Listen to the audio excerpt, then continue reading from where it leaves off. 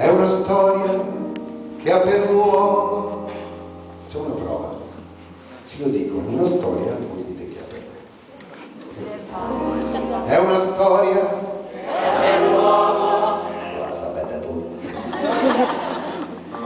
Parigi nell'anno del Signore, e allora 1482,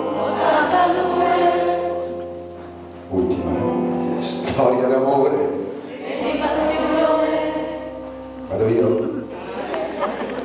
E noi gli artisti senza noi, della scultura e della rima, la faremo rivivere da oggi all'avvenire.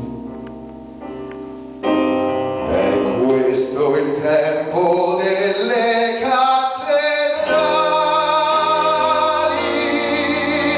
la pietra si fa statua, musica e poesia, e tutto sale su verso le stelle,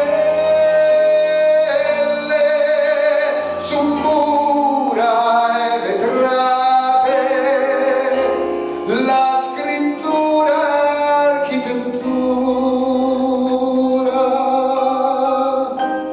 con tante pietre e tanti giorni, con le passioni secolari, l'uomo ha elevato le sue torri, con le sue mani popolari, con la musica e le parole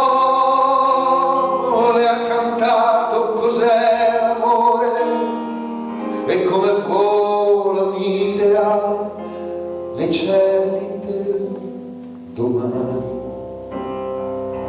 È questo il tempo